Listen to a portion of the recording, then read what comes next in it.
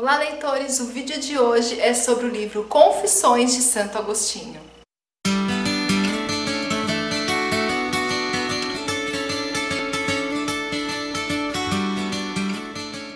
Esse livro estava nas minhas metas de 12 livros para 2018.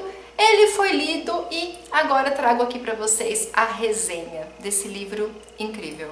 Santo Agostinho, ele nasceu no dia 13 de novembro de 354, ou seja, lá no século IV, no continente africano que fazia parte na época do Império Romano. Seu pai se chamava Patrício e ele era pagão, se convertendo no final da vida, e a sua mãe, Santa Mônica, não preciso nem dizer que era cristã e ainda foi canonizada como santa.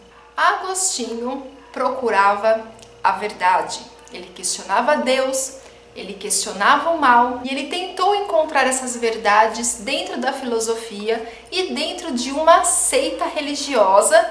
Agostinho era pagão, ele se envolveu com maniqueísmo e astrologia e teve uma vida totalmente no pecado. Ele conviveu com uma mulher por 13 anos, teve um filho com ela. Em seguida, larga a família para ser orador de um imperador romano. E sua mãe, Santa Mônica, rezou a vida inteira para que o filho se convertesse. E Santo Agostinho acaba se convertendo sim ao cristianismo com 33 anos de idade. E hoje ele é conhecido como o pai, o doutor da igreja. Eu até fiz uma anotação aqui, gente, porque é muita coisa. Santo Agostinho, ele escreveu 93 tratados em 232 livros.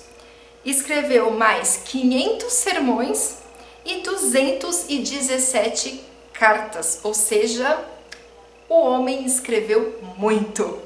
O livro Confissões foi escrito no ano de 397, 398 e esse livro é composto por 13 livros. Ele é um apanhado, né? Um livro que contém 13 livros. E aqui você realmente tem as confissões de Santo Agostinho. São as suas confissões para com Deus. Essa edição que eu tenho, ela é da editora Paulus, tá? É uma edição bem simples, mas você encontra também na edição da Penguin e eu acho que também existem outras edições. Eu vou deixar os links aqui no box de descrição. Lá na página 10, ele fala o seguinte: os 13 livros das minhas confissões louvam o Deus justo e bom por meus males e bens, e elevam até ele a mente e o coração dos homens. Senti esse efeito quanto as escrevia e torno a senti-lo cada vez que as leio. Gente, eu vou ser muito sincera com vocês. Foi um livro que me emocionou muito, muito, muito, muito. E é uma obra, gente, autobiográfica. E eu vou confessar aqui a minha confissão que eu acho que a minha vida é muito, muito parecida com a vida de Santo Agostinho. E como que eu pretendo realizar essa resenha? Como eu disse para vocês, é um livro que contém 13 livros. Então eu vou contar para vocês o que diz um pouquinho desses livros e vou citar aqui alguns trechos né? Porque eu fiz N marcações e eu quero ler aqui alguns trechinhos. Os livros do 1 ao 9 são livros de autobiografia. Digamos que o Agostinho ele faz um exame de consciência. Então ele conta onde ele nasceu, onde ele estudou, como que foi a infância dele, a adolescência, no que ele acreditava e o quanto ele desafiava Deus. E o quanto ele achava que a Igreja Católica era irracional. Ele diz exatamente isso. Ele lia a Bíblia e debochava. E é do livro do 1 ao 9 em que ele pede perdão a Deus e agradece por toda a sua misericórdia. Página 38. Não havia outra maneira de exercitar minha inteligência e minha língua? Os teus louvores, Senhor, os teus louvores, inspirados por tuas escrituras, me teriam elevado o coração e eu não teria sido envolvido por quimeras vãs.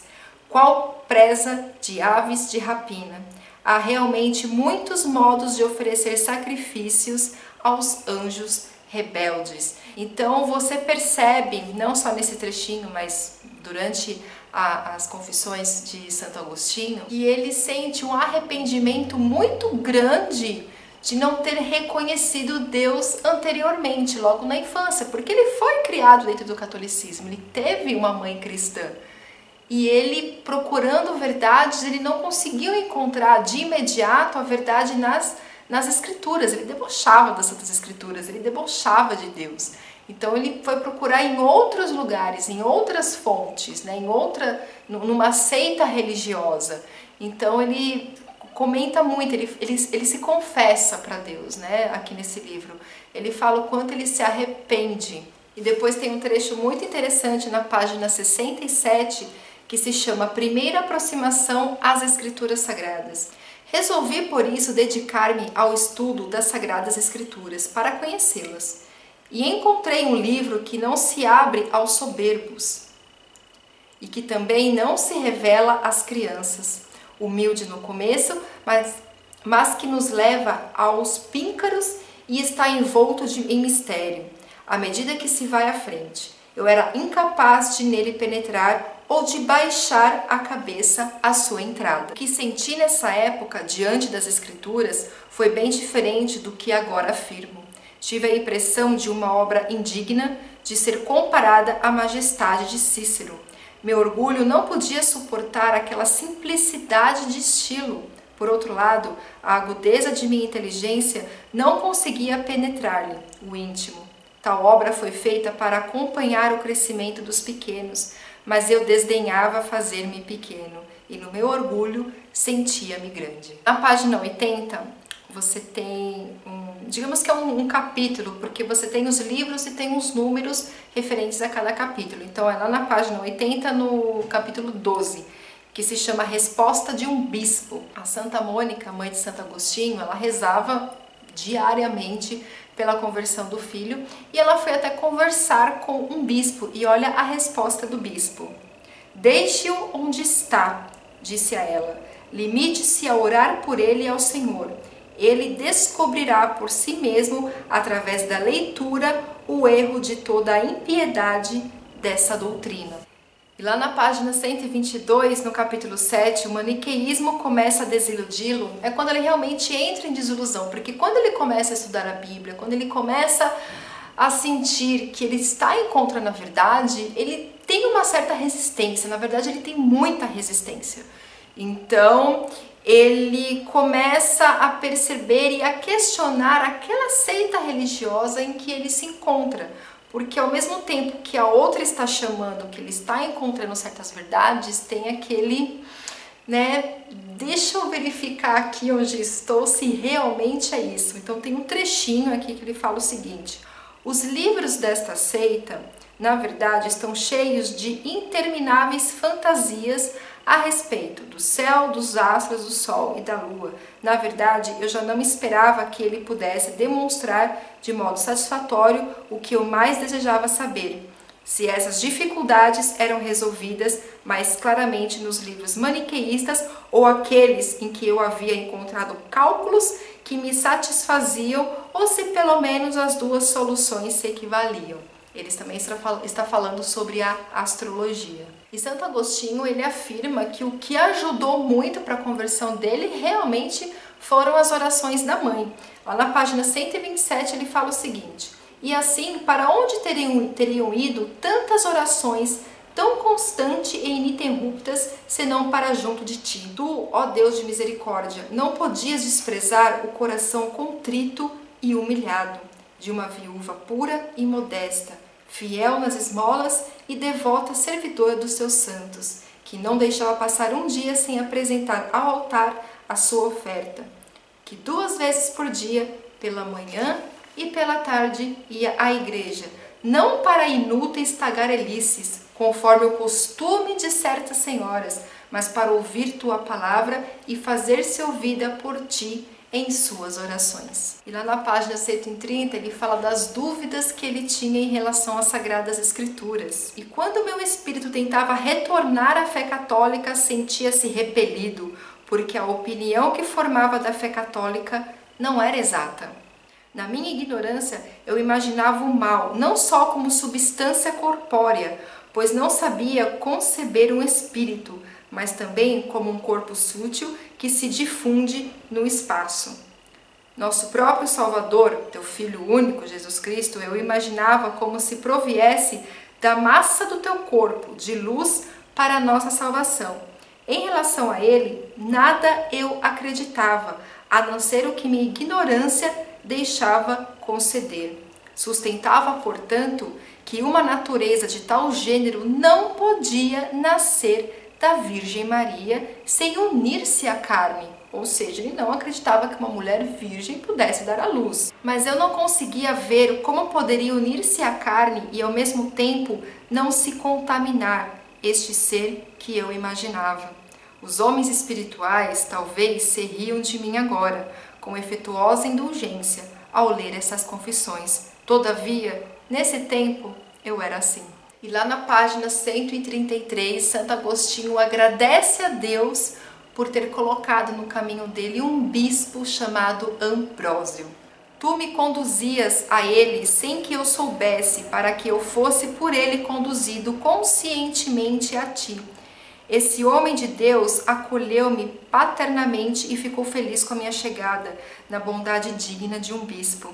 Comecei a estimá-lo em princípio, não como mestre da verdade, pois não tinha esperança de encontrá-la em tua igreja, ou seja, ele não tinha esperança de encontrar aquela verdade dentro da igreja católica, mas como homem bondoso para comigo. O quanto é importante quando você está numa fase de transição, no caso aqui uma transição religiosa, mas independente disso, é quando Deus realmente coloca pessoas no nosso caminho que às vezes não é nem a função daquela pessoa, entre aspas, de nos direcionar, né?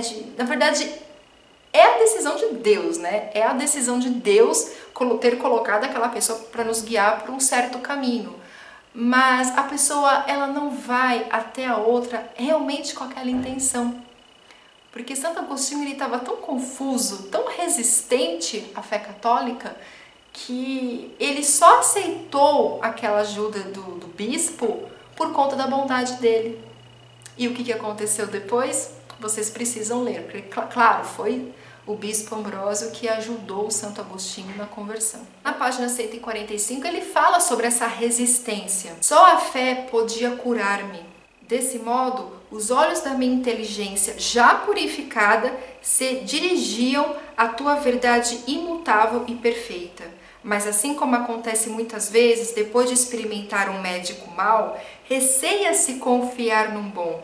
O mesmo acontecia à saúde de minha alma, que somente poderia curar-se pela fé, mas para não acabar novamente acreditando em coisas falsas, recusava a cura, resistindo a ti que fabricaste o remédio da fé, e dotando-o de tão grande poder, o derramaste sobre todas as enfermidades da terra. E sobre a fé católica, lá na página 146, ele tem a mesma dúvida que muitos de nós temos, e eu acho que é uma das perguntas que mais as pessoas, uma das dúvidas, né? Perguntas que as pessoas mais fazem em relação à Bíblia. Como sabes que estes livros foram dados aos homens pelo Espírito do único Deus que é a verdade? Todos nós temos essa dúvida.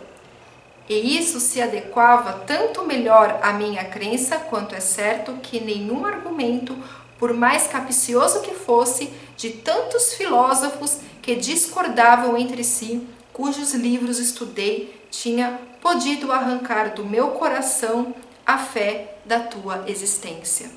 Apesar de ignorar o que eras e desconhecer que o governo das coisas humanas pertence a ti.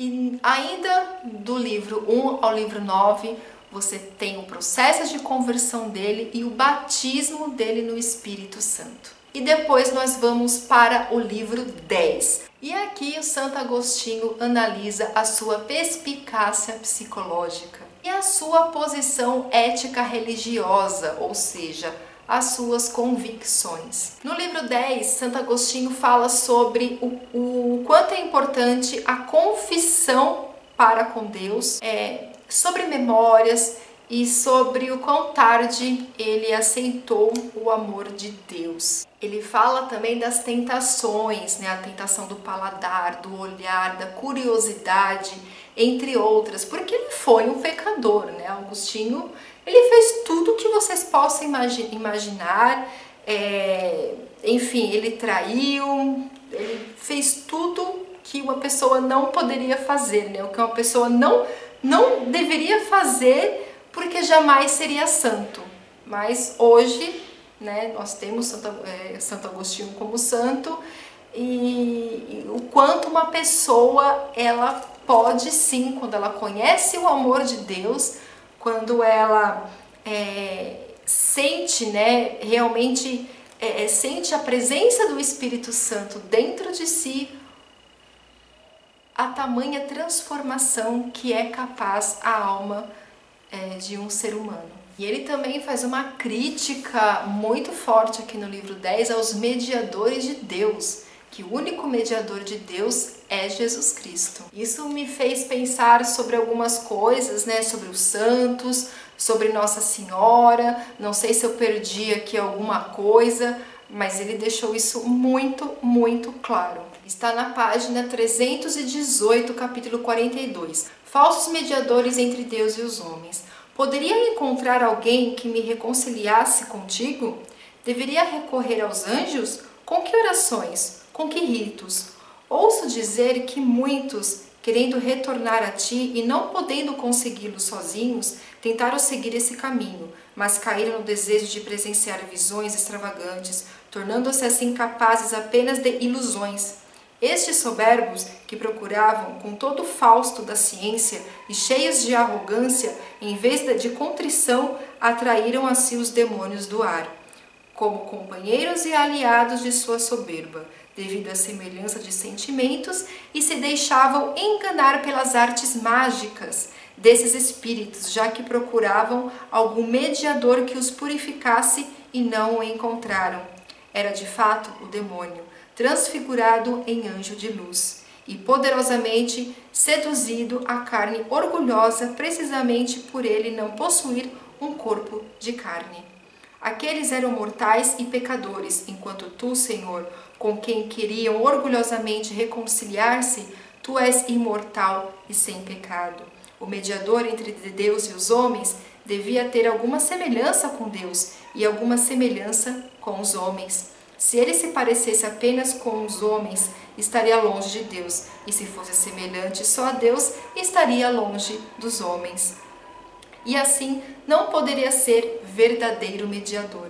Aquele falso mediador, o demônio, a quem, por misteriosos desígnios teus, é permitido iludir a soberba. Ele tem algo de comum com os homens, o pecado, e quer, ao mesmo tempo, fazer crer que possui algo de comum com Deus, a imortalidade, pelo fato de não ser revestido de carne mortal, mas porque o salário do pecado é a morte.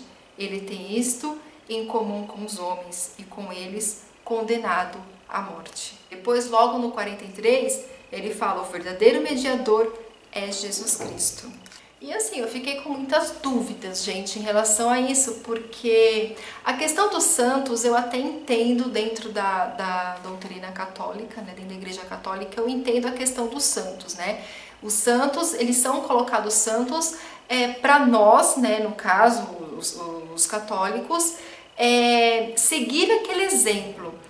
Claro que existe todo um sincretismo, existe rituais, existe 300 coisas em relação aos santos, mas santos milagreiros e etc. Porque os homens têm sim. Eu estou falando, gente, isso ligado à igreja, tá? Não estou falando da minha opinião aqui, é o que eu conheço em relação da doutrina católica. Tem a questão dos dons do Espírito Santo, e um desses dons é a cura. Então o homem ele tem sim o dom de curar. Mas os santos, eles são como modelos de vida para todos nós, né? E você tem santos que foram casados, né? Que tiveram filhos, não necessariamente são pessoas solteiras que tiveram uma vida religiosa, não. Tem santos com exemplos de matrimônio, de família e etc.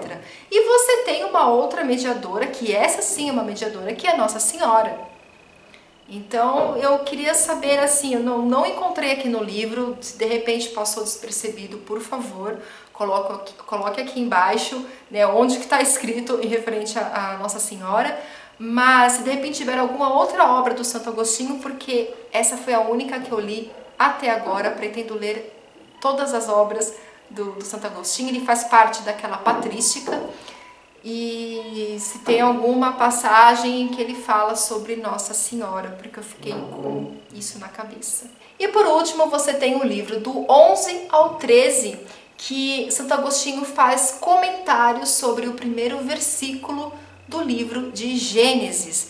Ele fala sobre a grandeza, né? Sobre a misericórdia de Deus. E também, gente, onde você encontra uma excelente reflexão sobre o tempo. Eu achei assim incrível, fiquei um tempão lendo até peguei a Bíblia, fui ler Gênesis, que é só o primeiro versículo na verdade, mas eu li Gênesis não inteiro, mas alguns capítulos. E, quer dizer, eu já li Gênesis, eu estou retomando a minha leitura, então não li Gênesis pela segunda vez inteiro, somente alguns capítulos, e fiquei fazendo muitas reflexões com os comentários de Santo Agostinho aqui nesses capítulos. Gente, lá na página 336 tem uma reflexão do Santo Agostinho, na verdade um comentário muito bom, que também é aquela dúvida, aquela pergunta que todo mundo, se não fez, irá fazer um dia, que é: antes de criar, Deus nada fazia. Digamos que no capítulo 12 do livro, deixa eu ver que livro é esse aqui, eu não sei se é o 12 ou o 13. É no livro 11, tá? No capítulo 12 do livro 11. Fala o seguinte: eis como respondo a quem pergunta: que fazia Deus antes de criar o céu e a terra? Não vou responder como aquele que, segundo se narra, respondeu, contornando com graça a dificuldade da pergunta. Deus preparava o inferno para aqueles que perscrutam estes profundos mistérios. Não vou responder assim, porque uma coisa é procurar compreender, outra é querer brincar. Eu preferiria responder: aquilo que não sei. Seria melhor do que dar uma resposta que expunha ao ridículo quem fez uma pergunta profunda e traga louvor a quem deu uma resposta falsa. Mas eu respondo, meu Deus, que és o Criador de tudo. E se pelo nome do céu e terra se compreendem todas as criaturas, responderei sem hesitação: antes de criar o céu e a terra, Deus não fazia nada. Eu achei ótimo, pois se tivesse feito alguma coisa, o que poderia ser senão uma criatura? Oxalá pudesse saber tudo o que importa conhecer, como estou certa de que não havia nenhuma criatura antes da primeira criatura. Eu achei ótima essa resposta. Eu quero pedir desculpas porque eu sei que esse livro, gente, ele é um livro muito estudado dentro da teologia, dentro das universidades de filosofia, dentro da literatura. Eu sei que Santo Agostinho é muito estudado, existem N palestras na internet, por exemplo, até mesmo do historiador Leandro Carnal. Café filosófico já foi tema de Santo Agostinho. Eu não tenho esse conhecimento para falar tão a fundo sobre a obra, mas o que eu posso dizer é que esse livro mexeu muito comigo. Como eu disse, a minha vida é muito parecida com a vida de Santo Agostinho. Eu estou falando muito parecida com a de Santo Agostinho em termos espirituais. É um livro muito bem escrito, é uma excelente obra literária, foi uma das minhas melhores leituras de 2018 e eu quero sim ler toda a obra de Santo Agostinho. Eu vou deixar linkado aqui no box de descrição o link de compra da Amazon de todas as edições que eu encontrar de Santo Agostinho. Comprando por esse link você ajuda o canal. Se vocês gostaram desse vídeo, deixe o joinha, compartilhem, se inscrevam aqui no canal e até o nosso próximo vídeo.